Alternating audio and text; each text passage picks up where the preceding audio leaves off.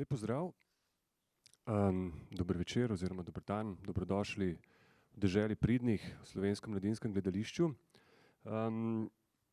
Zadnji oziroma predzadnji letošnji izvedbi, ki je bila seveda zelo nenavadna, večina dogodkov se je dogajala na Zoomu, tako kot tudi ogromno predstav, skratka zelo prijetno je spet sedeti na odru in lepo, da ste prišli.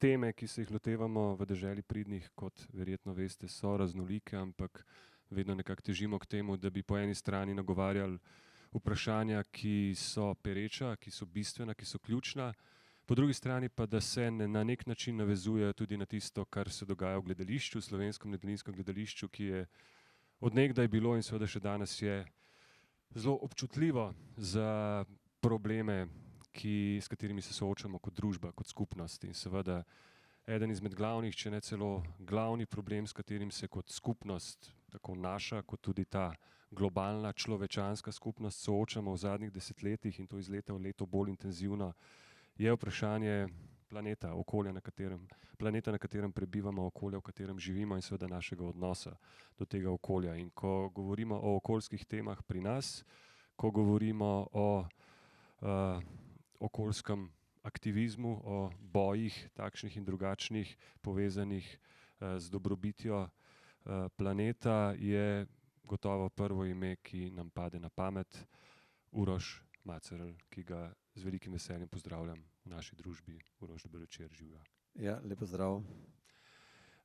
Jasno, Uroš Macerl in nekako ponavadi v istem stavku omenjen tudi Eko krog. Zdaj ta zgodba o začetkih Eko kroga je sicer, mislim, da širši javnosti kar precej dobro znana, ampak bi jo mogoče vseeno obnovila, vsaj na kratko, kako se je v bistvu vse skupaj začelo, ker začelo se je praktično zaradi, da rečem, mejaštva, zaradi neke zelo, v tem smislu klasične slovenske zgodbe. Kaj pa dela ta moj spodnji sosed v vašem primeru? Ja, nekaj podobnega, ja. V bistvu v Zasavju smo imeli to smolo, da smo v bistvu bili v enih takih treh ozkih dolinah, neprevetrenih, inverzija, veliko industrije, težke industrije, veliko dimnikov, v začetku celo kurišča na domači premog, tako vajen vsega hudega in, bom rekel, degradirano okolje. No, in ko smo že nekako upali, da se bo stvari počasi popravljale, ko se je začelo razmišljati o tem, da se gre na ogrevanje daljinsko, da se bo začelo, recimo termoelektrarna je naredila čistilno napravo, je, bi rekel, začela ta zavest o tem vplivu tega onesnaženega okolja je rasla. Ljudje so se začeli nekako odzivati na to, so začeli zahtevati, da se zadeva popravi. No, pa v tistem času, pa ko smo pričakovali, da se bodo stvari popravile, smo dobili dve ravno obratne stvari. Multinacionalka Lafarge je kupila takratno cementarno Travole leta 2002-2003 in se namenila sežigati odpadke. In skoraj istočasno je tudi termoelektrarna imela namen začeti sežigati komunalne odpadke, medtem ko je pa Lafarge imel namen sežigati industrijske odpadke in tudi nevarne odpadke. No, in ko smo nekako ugotovili, kaj se nam dogaja, da če to dobimo, da potem bo zares prihodnost Zasavja zelo črna in da nam bo na nek način ostal samo pobeg iz te doline, da smo očitno neka žrtvovana dolina, se je nekako začel nek spontan upor, kjer smo se ljudje, ki smo bili proti tem, nekako začeli združevati na prvih predstavitvah tega, kaj te tovarne nameravajo, ker smo zahtevali seveda, da to predstavijo. Bili so zbori krajanov na občinskih sejah in tako, in tam smo se nekako spontano prvič videli ljudje, ki smo si upali tam na glas nekaj povedati, temu nasprotovati, si izmenjali telefonske številke in tako je nekako prvič bom rekel, se pogledali v oči, se srečali še v naslednjem tednu in tako, in počasi so začele nastajati neke vrste civilne iniciative, ki so delovale cirka 2-3 leti, na kar so se združile v Eko krog.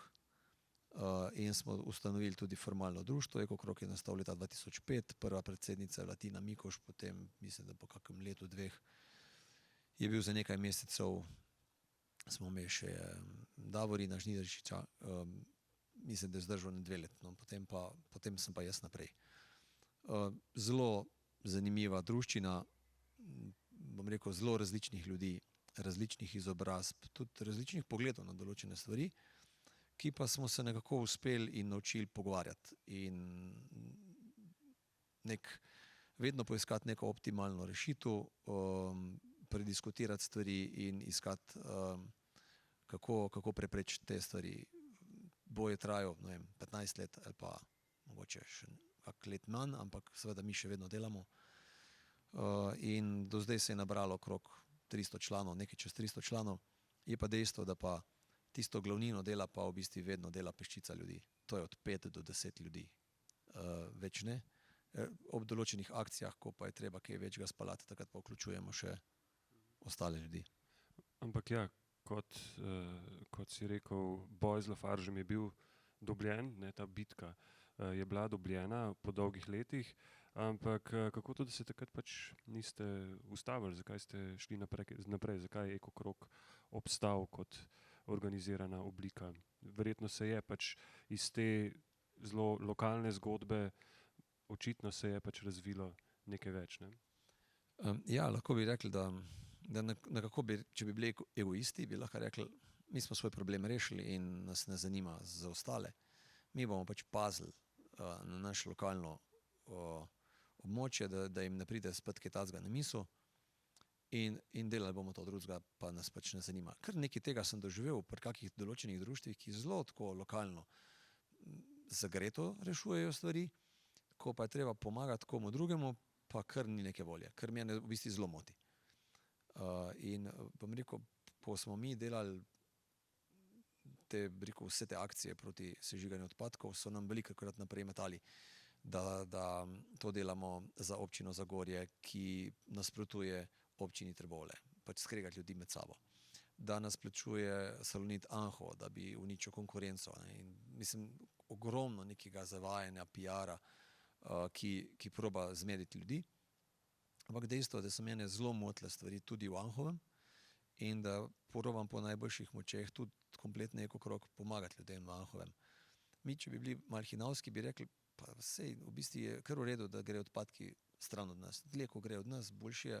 Ne? In zdaj, če še mi to ukinemo, pa to preprečimo, potem imamo večjo šanso, da bo pri nas ponovno zagorelo. Ker cementarna pa še vedno stoji, dimnik stoji, peč je. Tako da mi zelo spremljamo vse, kar se dogaja in poskušajo vsake toliko cajt s kakimi oživetvijo te proizvodne, ne, s kakimi vlogami novimi. Ja, po drugi strani smo se pa seveda soočali tudi s tem, da smo rekli, ni dosti, da ti sam se boriš proti sežiganju odpadkov, treba je delati na tem, da pač odpravimo vzrok. Pomeni, mi moramo doseči, da bo manj odpadkov. In smo na tem tudi dosti delali. In pa seveda teh izkušenj v tem boju, ki so pa zelo podobne tudi drugim tem bojem okoljskim, ne, smo si v teh letih veliko nabrali. In lahko rečem, da nas zelo velikokrat kontaktirajo različna društva, ki se lotijo reševati nek problem, pa imajo take začetniške težave, če tem rečem, ne. In mi organiziramo tudi tako šolo za aktiviste in kar nekaj, bom rekel, danes zelo uspešnih okoljskih družb je, bom rekel, začelo pri nas na kakem tečaju 2, 3, kjer smo jih mogoče probali speljati skozi neke te osnovne stvari, da se niso lovili v tiste zanke, ki jih pač kapital in birokracija in politika nastavljajo.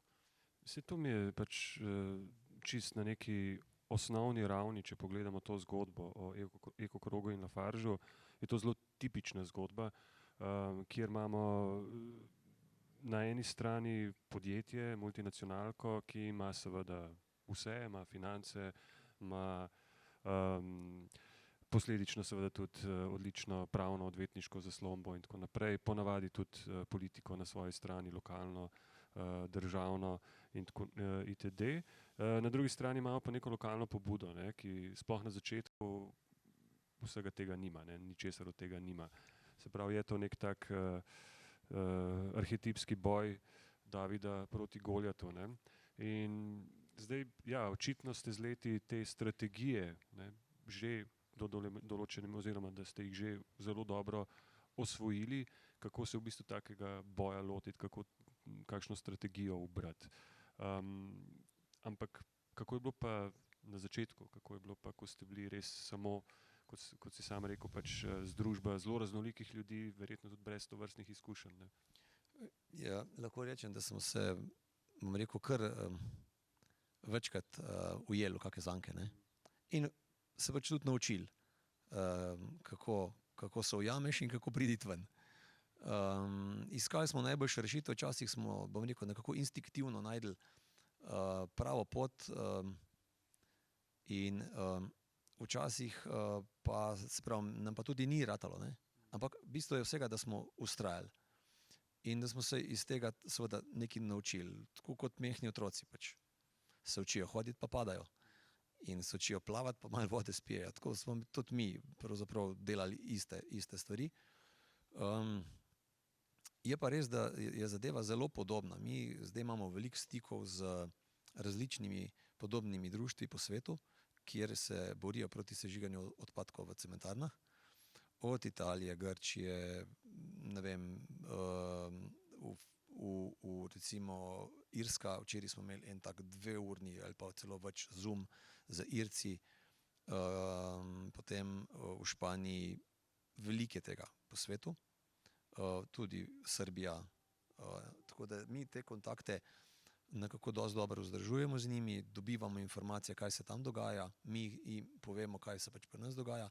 Je pa dejstvo, da ko potegnemo črto, pravzaprav ta sežiganje odpadkov v cementarnah ima zelo podoben recept za vse, za vse, mislim, za vso družbo, kamorkoli prihaja, v katerikoli državi, pravzaprav vstop in začne po enem zelo predvidljivem, zdaj, ko ga poznamo, načrtu. In ko smo mi pogledali recimo neke boje, ki so bili že pred nami, smo na nek način lahko že pričakovali, kako se bo tovarna začela odzivati tudi pri nas na neke naše akcije. Zato, ker so te podobne akcije že nekje v tujini delali in smo videli, kak je bil odgovor kapitala. In isto mi lahko zdaj povemo tistimi, ki pa za nami podobne stvari delajo, na zelo podoben način se dogajajo stvari in dejstvo je, da ko pridejo, ko si izberejo neko okolje, si izberejo okolje, ki je že naprej degradirano, že odprej, ker so ljudje vajeni tega in seveda lažje je priti v eno Zasavje, kot pa če bi rekel, da boš Bled pa Bohinj začel sežigati odpadke ali pa nekje na enem čistem okolju v enem drugem kraju. Ne. Tukaj so pač ljudje bili vajeni tega in je bilo celo malo tega, rekel, da če si jamro, ne, če nisi bil malo umazan, če si ni malo kadil, malo smrdel, pravzaprav nisi bil Trbovec ali pa Zagorjan ali pa Zasavčan. Tega malo mazohizma je bilo neki. Ne. In tudi imamo te pesmice, ne, ko so jih Drinkersi pisali malo na to temo. Ne, pa tako. Ampak dejstvo pa je, ne, vse posvet je pa na koncu, ko pa ljudje zbolijo, je pa vse isto. Ko imajo rakavega bolnika doma, ko ljudje umirajo, so pa zgodbe identične. Pač vrata se zaprejo in za tistimi vrati se dogajajo težke stvari in tega je bilo v Zasavju dosti. In kar veliko časa je bilo treba, da smo mi nekako malo zbudili to stvar. Ne. In drugje po svetu pa pravzaprav isto. Iščejo tako okolje, iščejo okolje, kjer je veliko priseljencev, kjer je veliko, ker oni pač ocenjujejo, da vsi priseljenci, ki tudi njihovi otroci šele v 3. kolenu nekako razvijajo to obrambo za lastno grudo in še zmeraj imajo stare starše nekje drugje, pa mogoče se poročijo nazaj tam, kjer so prišli, ne. Gledajo izobrazbo, gledajo celo veroizpoved, ogromno tega naštudirajo, potem pa pridejo. In seveda se prikažejo kot izjemno okoljsko zavestni, začnejo z velikimi jumbo plakati, z velikimi reklamami, izdajajo svoj časopis, ki prihajajo vse družine in začnejo donirati različnim športnim organizacijam, bolnicam, otroškim oddelkam, porodnišnicam, začnejo z raznimi akcijami v vrtcih, v šolah, vse te pore lokalne družbe in seveda zelo gledajo, da imajo pod kontrolo lokalno politiko. Če se le da, imajo župana, ki ga naprej zberajo in potem jim je vse tako, bom rekel, izjemno olajšano in seveda lokalni mediji, ne. Tam so neprestano oglašujejo, imajo dobre stike z njimi.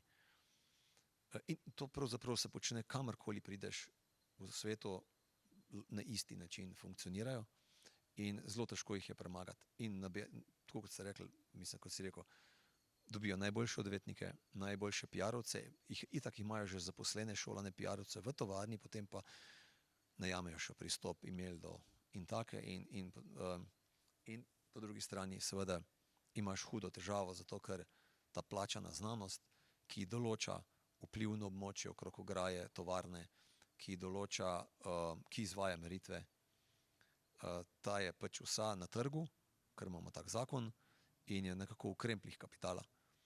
In je dejstvo, da njim je tudi težko, ne? Zato ker če bojo delali proti njim, oziroma pošteno, če bojo povedali, kje je resnica in kako je, potem jih pač ta kapital naslednjič več ne bo najel, da bojo izvajali te stvari. Tako da ta konflikt interesov je, bom rekel, zelo neugoden v naši zakonodaji. Je pa zanimiv, ne, da bolj kot je skorumpirana ta, bom rekel, najeta družba, več ima dela. Ne. Mi smo doživeli, da so nas sklicali z Hrvaške, kjer so jim predstavili firmo, ki je tukaj v Sloveniji izvajala meritve in so rekli, glejte, mi ne verjamemo meritvam, ki jih izvaja hrvaška firma, ker mi vidimo, kaj gre skozi dimnik, vohamo, gledamo, meritve pa kaže, da je vse v redu. In zdaj nam ponujajo neko slovensko firmo, češ, da je to najbolj štop od vsega in da so pošteni, ampak mi vseeno vas kličemo, ne, če so v redu. Ne. In pa v bistvu vidiš, da bolj kot so pripravljeni delati umazane stvari, o tem se pogovarjamo o inštitutu Milan Vidmar, ki je pač izračunal vpliv na območje okrog ograje z matematičnim modeliranjem širjenja onesnažil z nekim ameriškim modelom narejen za ameriške ravnine, ki so ga mogli najprej pogladiti hribe pa doline zasavske, da je lahko model sploh za laufo računati, ampak z mrežo tam, mislim, da je bila 50x50 metrov, so na meter natančili izločili stranke postopkov. Mislim, delale so se stvari, ki se res ne bi smele dogajati, ne, ampak takšna firma, to je pač velik plus pri drugih cementarnah in druge cementarne točno take najemajo. Ne. To izločanje stranke v postopku, tukaj govoriš o sosedih. O sosedih, ne? Ja, ja. Ampak ti si pa tako rekoč po sreči, seveda sreči v nesreči, vendarle padel not. Tvoja kmetija je bila, bil si stranka v postopku, ne? To je bil zelo ključen element zgodbe z Lafargem na začetku, ne? Da se te je neposredno tikala, da si bil mejaš, da si bil priznan kot mejaš. Ne? Ja, v bistvu občina Zagorje je hotela intenzivno vstopiti v postopek, pa ji niso dovolili. Potem smo poskušali, da bi tisti, ki smo najbližji cementarni, in ena od mojih parcel je segala znotraj 500-metrskega vplivnega območja, ker najprej so zaračunali 500 metrov vplivno območje, potem, ko so pa videli, da bojo izgubili tožbo, so pa poskusili še enkrat zmanjšati to vplivno območje in so ga zaračunali na ograjo. No in teh 500 metrov pač niso predvidevali, da ena od mojih parcel sega tako globoko po tem strmini od Ravenske vasi proti Lafargu in mi smo z neko kajlo v njihovo vplivno območje dosegli, da sem postal stranka v postopku. Ja. Velika sreča na nek način, ne. In preko tega se je v bistvu cela lokalna skupnost potem branila, preko enega človeka. Ne. Ogromno zanimivih izhodišč za nadaljni pogovor, ampak mogoče bi se ustavil za trenutek prej si rekel, ničesar ne dosežemo, če zdaj to stvar iz Zasavja prestavimo v Anhovo, naprimer, ne. Se pravi, to prelaganje ni nikakršna zmaga, ne. In sej, a ni to en tak zanimiv, skoraj da paradoks v bistvu vsega tega našega odnosa do okolja. Namreč po eni strani gre za izrazito konkretne in lokalne zgodbe, tako kot je bila ta vaša zgodba z Lafargom, na drugi strani pa so seveda okoljski problemi po definiciji globalni, ker pač ti odpadki so in nekaj se bo z njimi zgodilo. Ne? Kako v bistvu usklajevati ta dva vidika, kako, ja, se vemo, poznamo tisti rek, misli globalno in deluj lokalno, ki do določene mere seveda drži, ampak kako ga ti doživljaš, kako v bistvu ti razmišljaš o tem, da pa na koncu koncev vendarle vse te črte, ki jih potegnemo, kar se vpliva tiče, so seveda umetne. Ne? Planet pa je en organizem. Ja, itak. Mislim, zadeva je, če pač tam živiš ob neki cementarni, ki se žiga odpadke, je lokalna. Problem je pa drugače čist globalen. Problem imamo v tem, kar se tiče sežiganja odpadkov v cementarnah, ne? Ker si je cementna industrija zlobirala dovoljenje, da lahko pod drugimi pogoji sežiga odpadke, kot pa specializirana sežigalnica. In recimo problem je neki... To je problem pri nas ali tudi širše? Evropski in svetovni. In mi smo imeli verjetno prvo cementarno na svetu ali pa v Evropi, ki je ta dovoljenje dobila. In v trenutku, ko je ena cementarna dobila dovoljenje, da namesto energenta, plina, mazuta, premoga uporablja odpadke, so bile vse ostale cementarne popolnoma nekonkurenčne proti njej. Zato, ker vse ostale so mogle kupovati energent, tista cementarna je dobila pa zelo dober plačan energent zastonj, plus da so ga še zelo dobro plačali. In v tem trenutku, seveda, to je bil nek ta izvirni trenutek, kjer se, ne vem jaz točno, kje se je prvič to naredil, ampak kjerkoli se je, verjetno je bila možnost, da bi se takrat vse cementarne temu uprle in šle v nek skupen boj proti tem, da ena cementarna dobi ta dovoljenje, ali so pa vse druge cementarne rekle, kaj če bi še mene? In so šle pač po tej poti očitno, ne?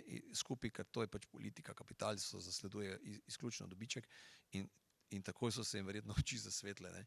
Ko so prešteli, ker itak funkcionirajo na osnovi številk, ne na čustvih ali karkoli drugega. In ko je ta posel stekel, ko so pač ko je prišla zakonodaja, ki je dovolila sežiganje v cementarnah, se je šlo je bilo treba najti način, kako ljudi prepričati, da je okej. In da je to, in imeli so zelo preproste finte, ne. Rekli so, da pri temperaturi, ne vem, 1800-2000 stopinj pač vse zgori, da se spremeni v CO2, v vodno paro, ne vem, 1001 zavajanje, da pravzaprav na dimniku ne pride nič škodljivega ven, ne. Ko pa pogledaš meritve, pa vidiš, da je problem ogromen. Problem je pa tudi zato ogromen, ker prvo, cementarnam so že v 1 kubičnem metru dovoljene višje mejne vrednosti, ne, in je že to problem. Drugo, kar je pa največji v bistvu problem, je to, da ima ena sežigalnica izjemno majhen pretok plinov proti eni cementarni, ne. Ena cementarna ima lahko, ne vem, 500-600 tisoč kubikov na 1 uro pretoka plinov, ne. In ko to pomnožiš na dan, na mesec, na leto, potem šele dobiš količino, ki pride v ta okolje. Ta je pa zastrašujoča, ne? In ko pač vidiš, kaj ena cementarna spusti v ta okolje, je to, bom rekel, postane za lokalno prebivalstvo in okolje lahko zelo, zelo velik problem, ne? In dejstvo je, da je nadzor zelo slab, da je nadzor v specializiranih sežigalnicah dosti bolj oster, v cementarnah je pa očitno zlobirano, da se da po lažji poti speljati. Je pa seveda tudi velika razlika, ne? Mi smo nedolgo nazaj naredili neko primerjavo, recimo ene cementarne, ki sežiga odpadke v Nemčiji, pa Anhovega, ne? In ugotovili, da je ogromna razlika. Čeprav imamo vsi evropsko zakonodajo, ampak je ogromna razlika. Tako da pomeni tudi ta lokalna, bi rekel, državna naša zakonodaja je tisti odtenek, ne? Ker ta evropska zakonodaja da nek okvir, ki ga lahko potem vsaka država brez vsakega problema zaostruje. Samo sprostiti ga ne moreš bolj kot je. To je bil ta zunanji okvir, ne? In pri nas je seveda kapitalov dovoljen preveč, ne? In ta kapital ima preveč možnosti, da si izbori. Na nek način se dogaja, da si pravzaprav sam piše okoljsko zakonodajo, kapital, ne. Tako da postopno se to spreminja in cementarne so izjemno nenadzorovane, slabo nadzorovane In mi smo probali tudi v Evropskem parlamentu nekaj let nazaj doseči, da bi prišli prepoved sežiganja odpadkov v cementarnah in se pravzaprav zaleteli v zid. Ko smo videli, kako močna tam je ta zadeva, smo se na nek način zdaj začeli počasi, nekako v Evropi smo se začeli povezovati, organizirati in jaz mislim, da bo to naloga za naslednje desetletje, da se v cementarnah pač ne dovoli sežigati odpadkov. Seveda, ko je govora o teh strategijah in o načinu, kako v bistvu sploh stopati na ta velik parket, da tako rečem, in začeti lobirati pri odločevalcih, da dejansko pride do spremembe zakonodaje, so ključnega pomena nevladne organizacije. Tudi EcoCrog seveda je nevladna organizacija. Za nevladne organizacije in za nevladnike povemo, da so v zadnjem letu in pol ali pa malo manj postale skoraj da psovka strani vladajoče politike. Skratka, težko najdemo koga, ki je manj priljubljen pri naših oblastnikih, kot so oziroma ste nevladniki, kar je seveda svojevrsten paradoks, ker na tak ali pa drugačen način smo praktično vsi Slovenci nevladniki, ker smo vsi člani kakšnega društva ali pa pevskega zbora, ali če ne drugega. No, ampak če pustiva to ob strani, ta gonja proti nevladnemu sektorju, ki smo ji priča, kako resno grožnjo predstavlja, ne bom rekel ravno obstoju nevladnega sektorja, ampak njegovi moči pri nas, konkretno v Sloveniji. Ja, jaz mislim, da je problem, če bomo pri taki gonji ostali tiho. In stokrat izrečena laž pač lahko tudi postane počasi resnica in to zelo aktivno delajo.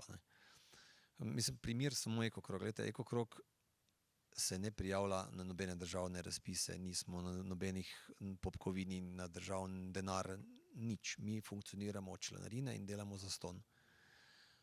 Imamo eno članico na 4 ure in še ta se financira iz denarja, ki sem ga jaz od nagrade dal v EcoCrog. In zdaj v zadnjih 2 letih smo dobili neki dohodnine, teh 0,5%, tako da kak evro dobimo s tam. Cirka 1000 evrov nam da občina Zagorje za program, ki ga izvajamo z šolami in imamo izjemno malo denarja. Tako da če nam rata, si včasih plačamo kak potni strošek in to je to. Tako da mi imamo tukaj, bom rekel, zares čisto vest, ampak niti približno ne vidimo problema v nevladnih organizacijah, ki pa imajo zaposlene in delajo bom rekel, polno zaposlenimi ljudmi. Ker dejstvo je, mislim, iz kakega razloga bi ti ljudje mogli delati vse zastonj. Če hočeš vse to spremljati, vso to zakonodajo, vso to, kar se dogaja, ti rabiš imeti polno zaposlene ljudi, ki so izjemno motivirani in izjemno šolani in ogromno morajo delati, pa še vedno bomo, bom rekel, podhranjeni. In dejstvo je, nevladne organizacije bi mogle biti neke vrste partner in občinam in Ministrstvu za okolje in prostor in državi, kjer bi skupaj iskali najboljše rešitve in skupaj, bom rekel, skrbeli za okolje. Mi bi mogli biti prvi zaveznik ministra in mi bi mogli skupaj braniti okolje pred prevelikimi apetiti Ministrstva za gospodarstvo, infrastrukturo, finance in tako naprej. Ampak žal tega tudi približno ne doživljamo, mi pravzaprav niti nimamo ministra za okolje in prostor. Tako da, ja, tako kot so se prej pogovarjali, imamo 2 ministra za gospodarstvo. Ja, v bistvu mislim, meni je pri njemu všeč vsaj to, da je to iskreno povedal. On je na začetku povedal, kaj bo delo, in to pač dela. In jaz včasih rečem, tako da to je pač politika, ki je popolnoma padla iz ravnotežja in vse tudi kaj prejšnje vlade niso bile, moram reči, tako da ne bi izgledali, da jaz zelo navijam oziroma zelo nasprotujem tem. Te so zelo odkrita to delajo, prejšnje so bile pa malo bolj zvite, ampak pravzaprav vse delajo v prid denarja in kapitala in rekel, postopno se spreminja okoljska zakonodaja, postopno se jemlje pravice nevladnim organizacijam in ljudem in tako.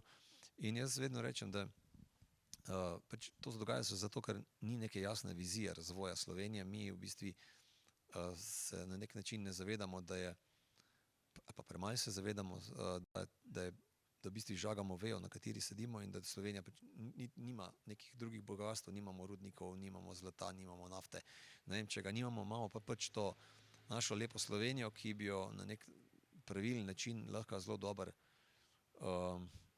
izkoristili, če tem tako rečem, grdo se sliši mogoče izkoristili. In z nekim pametnim, trajnostnim razvojem, bom rekel, ohranili te naše prednosti. Ampak zato moraš imeti nek uravnotežen razvoj, zelo premišljen, ne. Ampak jaz mi rečem, če si postavimo vlado recimo na tehtnico, ne, in rečemo, da na eni strani tehtnice imamo, ne vem, Ministrstvo za gospodarstvo, finance, infrastrukturo, na drugi strani te tehtnice bi seveda mogel biti minister za okolje in prostor, in to zelo težko bi mogel biti, pa zraven kak minister za zdravje, pa tako naprej, in potem bi ta stvar mogoče še kakor tukaj uravnoteženo šla, ne. Če pa že minister na začetku ministrovanja reče, da se bo postavil na sredino, ne, potem pa itak zadeve padajo iz ravnotežja, in pač to, kar se danes dogaja, je totalno iz ravnotežja. Rekel si, da bistveno bolje tudi v preteklosti ni bilo, in ja, to, kar se mi zdi, da tudi na področju kulture čutimo na zelo podoben način, namreč da določene stvari, ki jih počenja aktualni minister za kulturo, bi z največjim veseljem počeli že njegovi predhodniki ali pa predhodnice, samo da so, oziroma so jih tudi počeli, sem na mogoče bolj prikrit in bolj eleganten način, bolj sofisticiran, malo manj čreva na plot auf Biks način. Ampak vendarle v teh, se pravi, zdaj že več kot 15 letih, kar si res aktiven na tem področju, niti v eni vladi si imel vsaj v kateri izmed vlad oziroma pri katerem izmed ministrov za okolje občutek, da imate sogovornika, da je to, kar si sam rekel, ne, da bi morali biti nevladne organizacije pač sogovornik, da bi morali skupaj reševati probleme, skupaj z ministrstvom, skupaj s politiko, tako lokalno kot državno. Jaz sem malo tako za hec, na hlevska vrata pišem vse ministre, pa jih imam tako 9 imam napisanih. In zdaj čakam 10, da ga napišem od spodaj. Ampak ja, ne morem reči, da smo imeli kako srečo, res ne. Res ne. In je zanimivo, ne, imeli smo malo leve vlade, mislim tako v narekovaju leve, pa sredinske, pa desne, ampak pričakovali smo recimo pri ministru Podobniku kot zdravniku, takrat vem, da smo imeli takoj na začetku neko upanje, da on je pa zdravnik, in ko mu bomo mi razložili vse, kar pride skozi dimnik ene cementarne, kaj to pomeni na zdravje, on bo to razumel, ne. Ampak potem smo pač videli, da to ne igra vloge, ne. Ne, v politiki, v parlamentu so še vedno funkcionirajo na drugih osnovah. In smo bili, bom rekel, zelo velikokrat razočarani.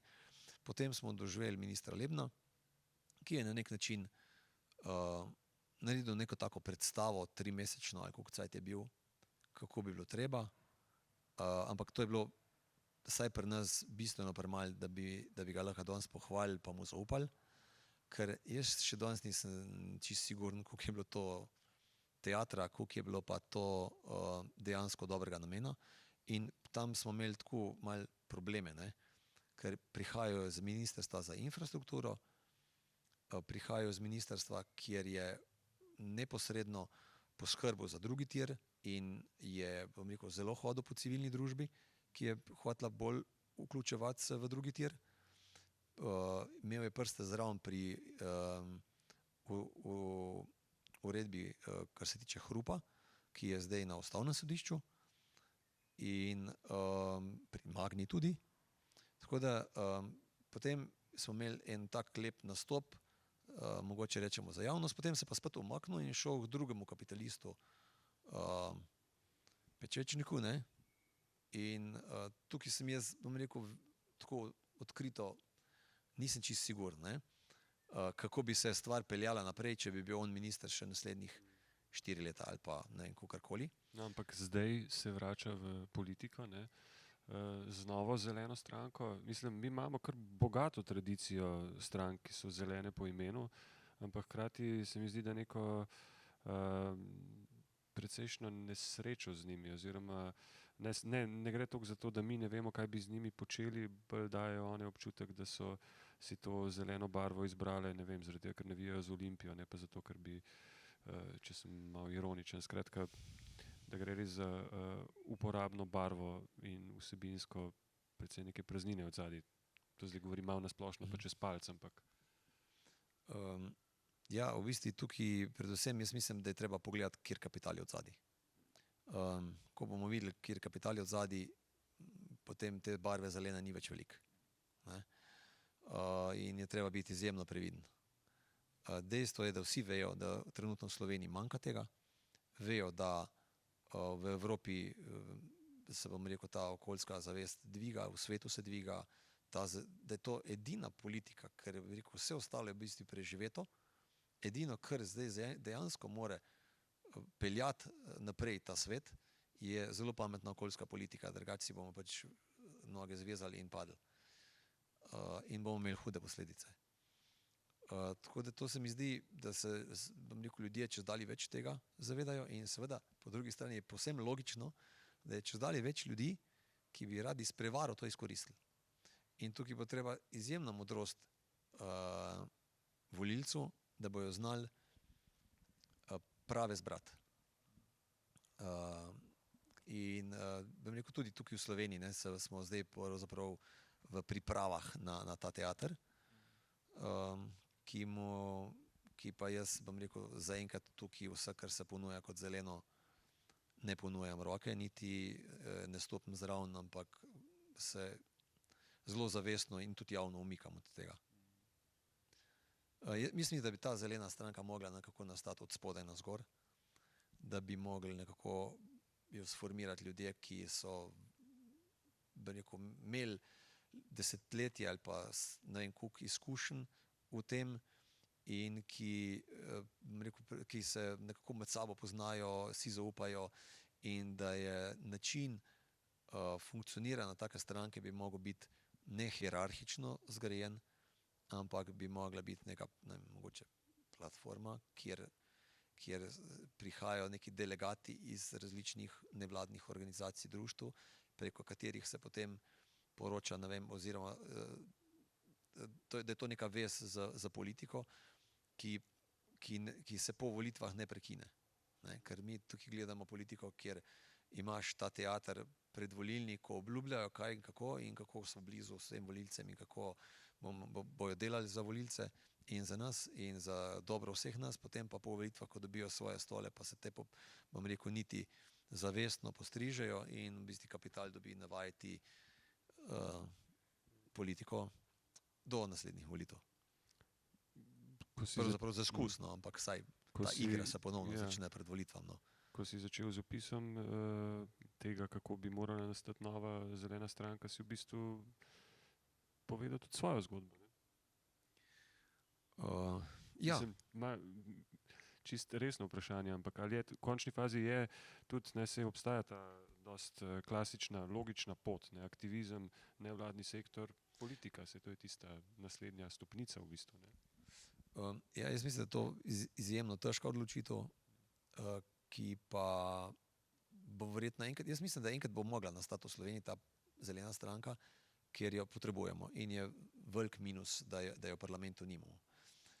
Zdaj seveda jaz moram priznati, da vsako leto pred volitvam se pojavljajo ljudje, ki me nagovarjajo, da bi šel v politiko, pa se temu spretno nekako ali pa zelo zavestno izogibam. Tudi nek dogovor v ekokrogu je, da ožji ekokrog ne vstopa v politiko in se tega držimo. Ne vem pa, kako bo šlo to naprej, če gledamo, spremljamo zadeve in lahko rečem, da recimo to, kar delamo okoljski aktivisti, je na nek način izjemno težko, je pa po drugi strani to nek način boja, v katerem se da ostati čist. Da se ostati čist in je zaradi tega tudi lepše in lažje delati. Če pa greš v politiko, pa pravzaprav ne moreš več ostati čist. Ker tam je pa pač skočiš tako, ker smo se v enem pogovoru, mi je en kolega rekel, tam je pač boj poteka v gnojnic, ne? In ti, če se hočeš z njimi boriti, ti moraš skočiti v gnojnico. In v trenutku, ko se odločiš, da boš tam in da se tudi, če se boš odločil, da se boš boril za dobre stvari, ti že smrdiš. Ne? In zato je po moje tukaj težko dobiti te okoljske aktiviste v politiko. In jaz mislim, da če se bo kdaj odšlo v politiko, bo treba imeti izjemno zavestno odločitev, da je to. Ne? Kar je pa zelo težko. Jaz pa osebno pravzaprav tudi nočem od tega zaenkrat niti približno sejeti, zato ker tudi doma jaz ne vidim možnosti, da bi se šel v politiko, ker politika pač vzame celega človeka. In nekega polovičarstva pa se ne moreš jeti. Imam pa doma veliko kmetijo in to kmetijo pač postavljamo naprej na noge, jo razvijamo. In v zdajšnji situaciji, če se jaz od doma umaknem, starejši sin pač tega ne more zdržati sam. Tako da bi na nek način bi po moje podaril vse, kar sem delal od 23 leta. Ja, ampak ko je govora o okoljskem aktivizmu pred približno več kot letom in pol, sem tukaj v deželi Pridnik gojil predstavnico in predstavnika Gibanja Mladi za podnebno pravičnost. Ne? In kar mi je bilo zanimivo pri tistem pogovoru, je tisto, o čemer so govorili na začetku. Ne? Pač, eno so konkretni problemi, drugo so pač, ne drugo, ampak vendarle nekaj drugega so pa načela. Ne? Se mi zdi, da pač pri tej generaciji mlajši, kar je po svoje tudi logično, je ta načelna plat zelo močna in zelo poudarjena. Ko pa smo se začeli pogovarjati o strategijah, je pa nekako postalo jasno, da tukaj pa jim seveda še manjka, kar je logično, ker so pač še nekako vstopajo v to in zdaj vprašanje tudi, kdo bo zares ostal in kdo se bo zares s tem ukvarjal. Ne? Ampak zanima me, omenil si prej, da delate tudi z mladimi. Za kakšne vrste delo gre tukaj? Bolj delo z otroki, ki jim pač predstavljate te probleme na, tako rečem, splošni ravni, ali gre tudi za delo z malo starejšimi mladimi, ki jih pa zanima tudi, kako se dejansko aktivirati in kako biti aktiven v tej zgodbi? Ja, zaenkrat tako se odzivajo razne šole, sploh kjer je smer taka mal, recimo okoljevarstvo pa take stvari, se pridejo do nas, prosijo za predstavitev delovanja ekokroga, prosijo za pogovor in tega je kar nekaj se dogaja. Po drugi strani pa ja, jaz sem v bistvu, lahko rečem, izjemno pogrešal udejstvovanje mladih v času, ko je ekokrog začel delati, ko je imel najtežji boj z Lafargem, smo prav mlade na prste šteli. Ni bilo dijakov, ni bilo študentov, mislim, da dva, trije. Nekako celo, bom rekel, zelo aktivni upokojenci so bili. Ne? In so zelo aktivno delali. In zanimivo, še danes delajo, pa so zelo v letih. Ampak res, zanimivo delajo. No, po drugi strani me pa ravno ta situacija zdaj na nek način navdušuje, zato ker se mi zdi, da se je pa začela neka vrsta aktivacija mladih. Da so ugotovili, da pravzaprav, če bojo čakali, da bojo obstoječi politiki, pa mi, ki smo zdaj kao odrasli in ki nekako vodimo to družbo, peljali stvari tako, da bo njim okej, da potem ne bo nikoli okej, če se ne bojo sami aktivirali. In se je začela neka zgodba, ki mi daje upanje, da se bojo začele spremembe, ki jih bojo mladi, bom rekel, s svojo energijo in zagnanostjo na nek način dosegli. Zelo zanimivo tukaj zdaj, kar se tiče vode, je, bom rekel, ta energija mladih neverjetna. Njihove ideje, njihova volja, njihov način komunikacije z družbo je izjemno zanimiv. Ne? In na nek način lahko rečem, da se mogoče mi kljub toliko let izkušnjam lahko marsikaj naučimo od njih in se učimo. ne? Pa mogoče oni obratno neki od nas. Tako da se mi zdi taka fajna stvar, da se to zdaj nekako združuje. Ja, kar se tiče pa same politike, jaz mislim, da načelnost je fajna, da je in mora biti. In situacija, v kateri smo, kar se tiče okolja, jaz mislim, da pravzaprav zelo zahteva načelnost. In čim manj kompromisov, čeprav kompromise na nek način bo treba delati, in da je pa to zelo triki zadeva, pa kaže ta situacija recimo zelenih v politiki, kjer gledamo, kjer so zeleni v opoziciji, in bom rekel zelo na nek način rejting raste, ne? Ko pa pridejo v vlado, pa imajo kar naenkrat težavo, ne? Ker v vladi pa to načelnost do konca pravzaprav ne moreš več ohranjati, če hočeš biti nek konstruktiven partner v vladi, ne? In je treba začeti delati neke kompromise. In jaz mislim, da je to zelo velik izziv zelenih strank, kako obdržati volilce in kako obdržati podporo, ko si enkrat v vladi. Ker če te pa ni v vladi, pa itak si, bom rekel, zelo težko kaj dosežeš, ne? In tukaj bom rekel, treba znati zelo dobro skomunicirati z volilci, z državljani, kaj je tisto, kje je tista meja, do katere iti popuščati oziroma delati kompromise, kje jih ne dati, kje ne več, ne? In seveda ljudje zelo različno se odzivajo, ne? Eni volilci pač na žive in mrtve do konca zagovarjajo, da umika ni, ne? Drugi bi se pa celo zelo hiter prodali za malo bombončkov. Čeprav se štejejo kot zeleni volilci, recimo. Ja, omenil si vodo, seveda je voda tudi eden od razlogov, zakaj sem te povabil deželo pridnih, čeprav to ni bilo zastavljeno, kot je očitno tudi kot pogovor o direktno referendumu, ampak seveda mimo njega ne moreva. Zdaj, soočen je nekaj že bilo, gotovo jih veliko še bo, in sej ponavadi pri tovrstnih referendumih je zgodba precej podobna, se pravi, imamo pač vladno stran, ki zagovarja eno plat, eno interpretacijo, in pobudnike referenduma, ki zagovarjajo drugo plat, ampak še zmeraj se mi zdi, da je tukaj v tem primeru sta pa interpretaciji tako diametralno nasprotni, da je čisto stališče logike, se potem človek vpraša, kako je mogoče, da vi govorite o istem besedilu, o istem členu, o istem zakonu, če pa ga v bistvu ena in druga stran, se pravi, ne, tam, kjer vi vidite grožnjo, vidi Ministrstvo za okolje dobrobit, tam, kjer vi vidite poslabšanje, pravi minister, da se bodo stvari v resnici izboljšale. Kje je zdaj ta, pa jasno mi je, da to ni šum komunikaciji, ne? Ampak kako je sploh v bistvu mogoče, da en tekst lahko doživlja dve tako popolnoma nasprotujoči si razlagi?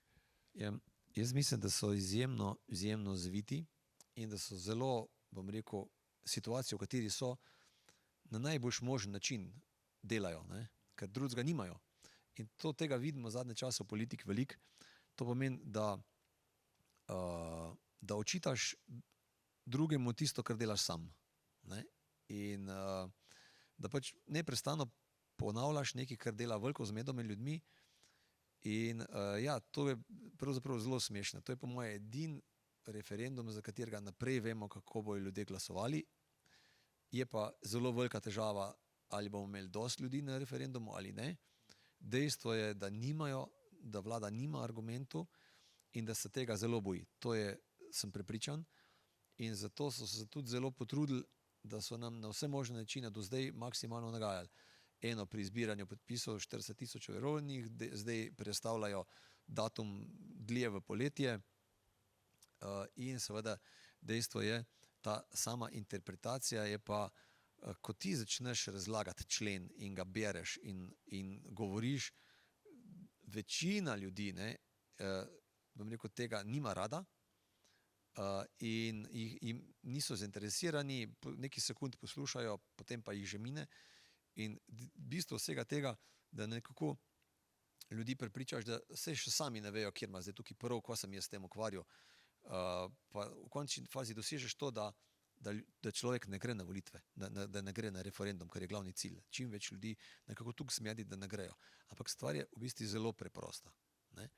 Stvar je zelo preprosta. Prejšnji zakon ni dovoljeval gradnj na priobalnem območju. Priobalno območje pa 40 metrov od obale, izven naselij in 15 metrov v naselju. In leta 2008 je bila dana noter izjema, ki je dovolila zožanje tega priobalnega pasu, kar pomeni, če so ga zožali, da je ta objekt lahko prišel čist, recimo zelo blizu reke, jezera, morja. Ampak to je bilo zelo težko doseči, rabo si ogromno dovoljenj in na koncu je mogla dati dovoljenje tudi vlada. In na nek način je ta pot očitno bila dosti težka, ker je takih objektov od leta 2008 naprej manj kot 2 na leto. Manj kot 2 na... Kako? 17. 17. Sicer v medijih zelo zavaja, da jih je čez 50, 54, pa še tiste vloge, ki so noter, pa so nerešene. Glejte, vloga, ki je noter, zakaj jo omenjate? Če ni, vi jo lahko to pač zavrnete in jo zavrnete. Vi, vlada ima to pozicijo, možnost, da zavrne. In vsi, recimo direkcija za vode, ima tudi to možnost. Ne? In je pa zanimivo, zdaj pa predstavljajo kot edino varovalko direkcijo za vode, ki je imela istih 6 točk v prejšnjem zakonu in v tem, ki ga imajo zdaj. Ampak nam zdaj recimo hočejo predstaviti, da se je po prejšnjem zakonu, ki je to dovoljeval izjemo, gradile tovarne, pa vile, govori se o vili Jureta Koširja Smučarja, govori se o tovarnah, ki so bile narejene krepko pred letom 2008, po letu 2008 nobene tovarne več ni bilo s tem zakonom narejene, je bila mogoče kakšna širitev obstoječe tovarne že, ampak vse tovarne so tam že stale. In dejstvo je, da je od 2008 naprej teh objektov manj kot 2 na leto. In zakon ni dovoljeval razen izjeme, ki je bila pa zelo težko je bilo doseči. Zdaj ta zakon pa seveda prvič ima 3 hude težave. Prvič, cel postopek tega sprejemanja tega novega zakona je bil nezakonit, kar trdi tudi varuh človekovih pravic. Pomeni, pojavilo se je besedilo novega zakona, rekli so, da gre za manjše spremembe, zato bojo, ki ne potrebujejo enomesečne javne razprave, ampak samo 14 dni. In v 14 dneh z vključujočim vikendom je bila zadeva zaključena. Kljub temu so dale organizacije, društva, ki delajo na področju vod, pripombe, ampak vlada je vse pripombe zavrla brez obrazlage. Ne? No in kar je bistvo, po tem končani javni obravnavi sta prišla 2 zelo nevarna člena noter. Eden, ki je dovoljeval gradnjo obratov, tovarn, tudi takih, ki vsebojo nevarne kemikalije na vodovarstvenih območjih. Ne? In zdaj te isti ljudje nam razlagajo, da smo mi tisti, ki ogrožamo vodo, ker hočemo prejšnji zakon. Ne? Oni so pač ta člen dali noter in mi smo z velikimi pritiski uspeli to dati nekako ven. In tudi 37. člen, ki dovoljuje gradnjo. Zakon dovoljuje gradnjo. In seveda tu so zelo spretno dali noter, da govorijo o objektih za javno uporabo. Ne? In to niso objekti, ki so javno dobro ali pa javna korist, ampak so objekti za javno uporabo. To je najdražji hotel v Portorožu je objekt za javno uporabo, ampak tam mene ni. In večine nas tudi ne bo. Ampak to je objekt za javno uporabo, ki postavi ceno, za katerega boš ti tam stal. In ko se bomo mi dovolili gradnjo na teh priobalnih območjih, ko bo kapital postavil te svoje hotele, trgovine, nakupovalne centre, karkoli, tudi na vodnih površinah dovoljuje. Ne? Ta zakon celo dovoljuje na vodnih površinah, kar pomeni, da lahko na stebrih postaviš, in celo dovoljuje na ponikalnicah, kar je neprimerno slabše in bolj ogroža in javno dobro, obalo in pitno vodo, ker mi si želimo, da te pasovi priobalni ostanejo zeleni, da je tam čim več življenja, čim več habitatov, čim večja biodiverziteta, ker v tem območju se te površinske vode prečistijo, preden napajajo podtalne vode. In tukaj jaz mislim, da je zelo preprosta stvar in oni pač nimajo argumenta. Njihov argument bo to, da bojo ponavljali to do konca. In jaz upam, da bojo ljudje, bom rekel, sprevideli, no, to, da pač gre za eno besedno zavajanje, kjer pa na koncu se ve, da tudi, kar je zelo pomembno, tudi zadnji dan pred glasovanjem so dali noter še en člen, ki dovoljuje gradnjo enostavnih objektov, ki ne rabijo gradbenega dovoljenja in ne rabijo biti narejeni na površinah, ki so namenjeni gradnji, ampak lahko tudi izven teh površin. In vete, kakšna je ta naša mal balkanska kreativnost, kako izigrati zakon, ko ti imaš enostavni objekt do 10 kvadratov, do 40, do 100, kaj gre pod kozovc, kaj gre pod strojno lopoks, kaj gre pod garažo, kaj gre pod vse. Ogromno stvari se bo dalo narediti. In drugo, oni pravijo, da če bo zadeva narejena, bo pač sankcionirala inšpekcija. Danes vsi vemo, kako inšpekcija pač ne funkcionira. Jaz vam lahko prikažem primer, 28 let se ena ženska bori, da bi njen sosed mogel pod njeno hišo, ki je dal potok v kanal in naredil gor parkirišče in njej vedno poplavi hišo, kadar je več dežja. 28 let, ona s vsemi dokumenti ne doseže, da bi to odstranili in na koncu je dobila malo nazaj pošto, kjer je inšpekcija napisala, da mora počakati na prioritetno listo, da bojo njen primer obravnavali. Vsi vemo, da pač tukaj ne moramo računati, da bo inšpekcija naredila red, ker itak je podhranjena in niti nima interesa, da bo to naredila. Če se pa pogovarjamo o edini varovalki, ki jo postavljajo, pa se pogovarjamo o direkciji za vode, ki je pod okriljem Ministrstva za okolje in prostor in njihov šef je Vizjak. Kako bo zdaj to naša varovalka?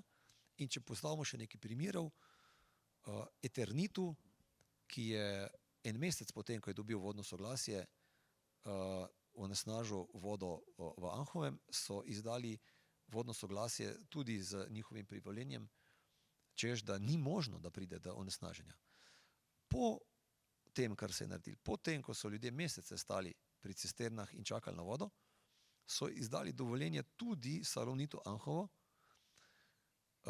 za katerega se ve, da je bila črpališče pokvarjeno, mislim, da leto pa pol, in da so ljudje ves čas pili tehnološko vodo izpod tovarne in da je Salonit Anhovo zavestno pač iz tega zajetja za tehnološko vodo ljudem pošiljal to vodovod. Ne?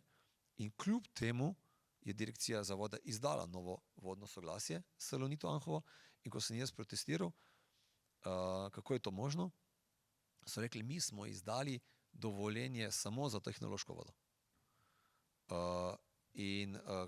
Sem rekel, ampak vi tudi veste, da to tehnološko vodo pač ljudje pijejo. To pa ni več naš problem. To mora pa inšpekcija opraviti posel svoj. Ne? In spet smo tukaj v isti zanki. Tako da, evo, gremo v smer, ki jo imajo Avstrijci, in če boste šli v Avstrijo pogledati, kako so, bom rekel, jezera pozidana, kako so ograjeni in kako malo javnega dobrega in kako pač postavljajo ceno, da pač tam državljan stopi do oblale, do plaže. Jaz mislim, da mi moramo zelo zavestno iti v kontrasmer in ne v to. In zato se mi zdi, da je ta referendum tukaj pomemben. Ne samo zato, ker ljudje mislijo, da gremo tukaj nekaj nagajati desni vladi.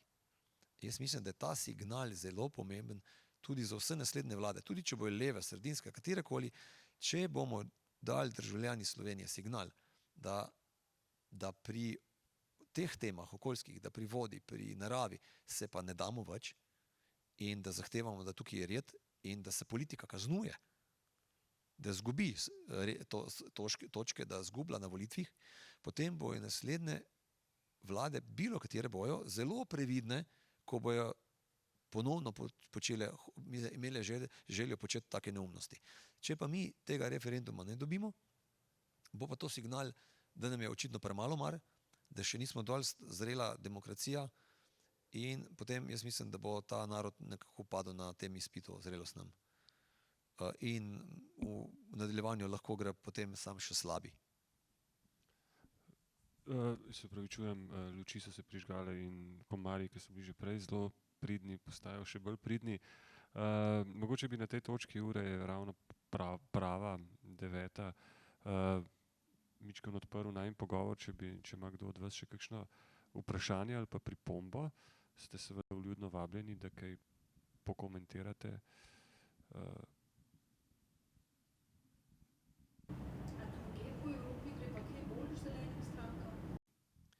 Ja, v bistvu v Nemčiji jim gre trenutno dobro. Ok, zdaj zadnje tedne sicer očitno malo padajo, v Avstriji so celo v vladi, ampak jim to predstavlja malo problem, da so v vladi, to, kar sem rekel, ne? Ker morajo delati kompromise. Na splošno zelene stranke v Evropi, bom rekel, pridobivajo.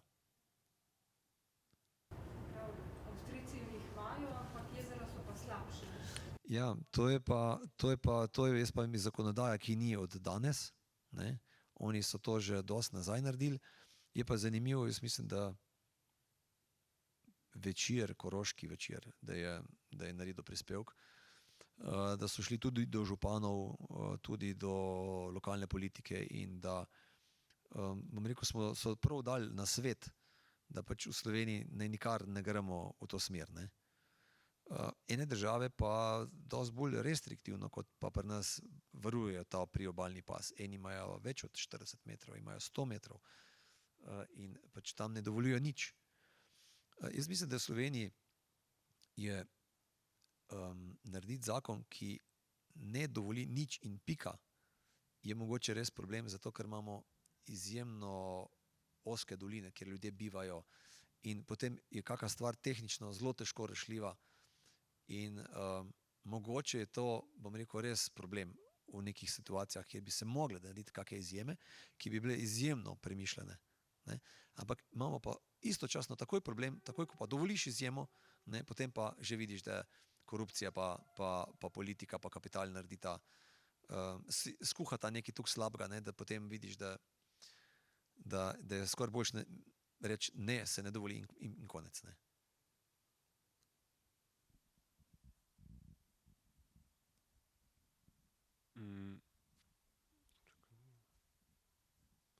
Ja, v bistvu bi te za konec vprašal neko stvar, ki je pa čista zafrkancija, ker je vendarle tudi konec te zelo čudne sezone Dežele pridnih, ki, kot sem uvodoma rekel, je večinoma potekala prek spleta, brez kakršnegakoli stika, pravega stika z občinstvom. Eno stvar sem pomislil, ko sem pač se pripravljal na ta pogovor in bral tvojo zgodbo in zgodbo seveda hkrati Eko kroga in Lafargea, ne. Ta zgodba je strašno filmska. Jaz sem prepričan, da če bi bil ti Američan, bi po tej zgodbi že pred leti posneli blazno uspešen film. Malo sem razmišljal, kdo bi te igral. No, kakorkoli, skratka, se mi zdi to res ena taka štorija, ki bi jo Hollywood zagrabil z obema rokama, ne. A je kdo pri nas že prišel na idejo, te je kdo že vprašal, če bi lahko tako ali pa drugače umetniško upodobil ali v filmu ali v knjigi, skratka prav to konkretno zgodbo Eko krog versus Lafarge. Ja, saj je mogoče res smešno, ampak ja, so se nekaj razmišljali v tej smislu, ja. Najprej okrog knjige, potem so tudi nek dokumentaren film pa te stvari. Jaz mislim igrani, prav tako. Igrani, ja. Ne, tisto pa mislim, da zaenkrat ne. Ja, takrat bi bilo treba povedati vse stvari, ki jih nismo povedali še. Tega je veliko, tudi takih neumnih, da se samo res zelo tako interno ljudje vejo vse, kar se je dogajalo. Ampak je ratalo, ne. Je ratalo, zelo na meji včasih zakona, kakšna stvar, ampak so ratale stvari, ne. Včasih smo si veliko upali, pa je prav, da smo si, ne. Za kakšne stvari smo zdaj že povedali, za kakšne stvari tudi ne povemo še za vse. Ja, tako da veliko smo se nekako naučili v teh letih, ne. In kakorkoli je bilo na nek način vzeli veliko življenja, veliko prostega časa, veliko časa, ki bi ga mogel dati družin, recimo otroci so ogromno krat bili. Bom rekel, v tem, če bi jaz ves ta čas posvetil familiji, ne vem, da bi nekaj drugega privat delo, bi se verjetno, mislim, bi bilo tega časa nekaj, ne. Bi bilo. Ampak pravzaprav mi pa nikoli ni bilo žal, zato ker se mi zdi, da če ne bi šli mi po tej poti, da pa danes bi rekel, bi razumel veliko manj stvari, kot jih pa mogoče zdaj malo lažje razumem.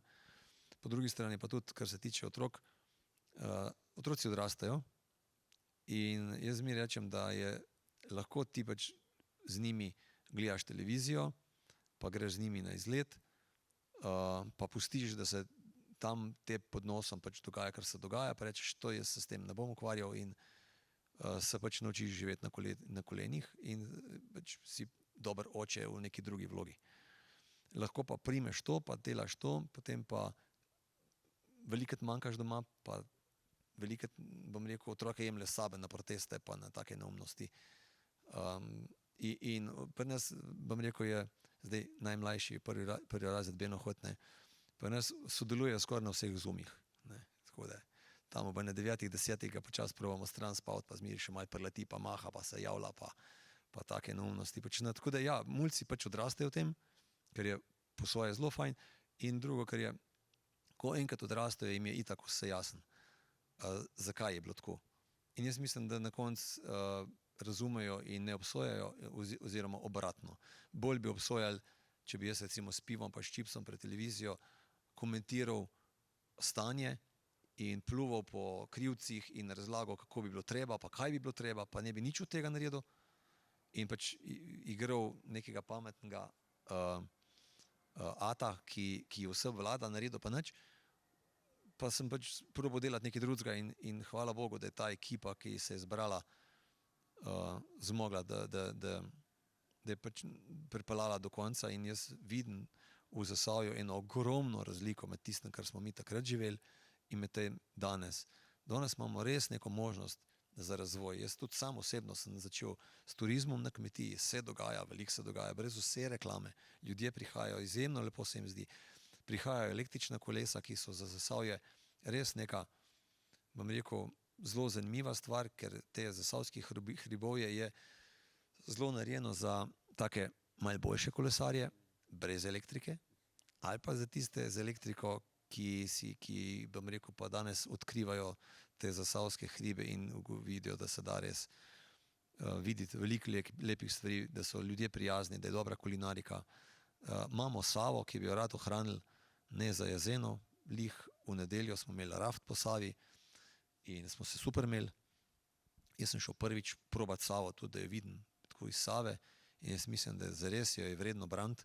Edino osrednjo slovensko reko v tem delu, ki še teče kot reka, ne pa da z nje naredimo neko zaporedje jezer. In imamo pač neki adrenalin, ostal nam je ta dimnik, če ga bomo znali izkoristiti, pa še marsikaj. In vse to pač ne bi bilo možno, če bi ta težka industrija, ta sežig odpadkov in vse to ostalo naprej. In sama narava se spreminja, ne. Zanimivo, včasih si se peljal okrog Lafargea, imeli so vrtnarje, ki so jih plačevali, da so na vse možne načine probali narediti, ozeleniti so probali to okolico Lafargea, ne, in nikakor jim ni ratalo, ne. Potem, ko so pa ustavili proizvodnjo, pa nobenega več ni, ampak tam vse nori raste, kar čez ograjo, vse je lepo zeleno. In sama narava naredila, brez vrtnarjev, ne, in recimo na naši kmetiji v življenju ni bilo lastovke, jaz jo nisem videl, ampak ko smo ustavili ta sežig odpadkov, ko se je ustavila termoelektrarna, mi imamo danes preko 20 gnezd lastovk v hlevu. In mlade smrekice, recimo v naši vasi, jo nisi videl. Zato tudi, če se je prijela, je pač žveplo in prah in vse, kar se je dogajalo, je ubil, ne. In danes pač dogaja, da vidiš nove mlade smreke in kdor to vidi, enostavno ve, da je bilo vredno, no. In da se vredno boriti za te stvari, no. Malo prej si rekel, ko sva govorila o filmu, da ste si včasih veliko upali, mislim, da si še vedno veliko upate. Hvala za to, za ta pogum in za vse, kar je bilo narejeno in seveda hvala za obisk nocoj v deželi pridnih. Uroš Macarl. Ja, hvala za povabilo.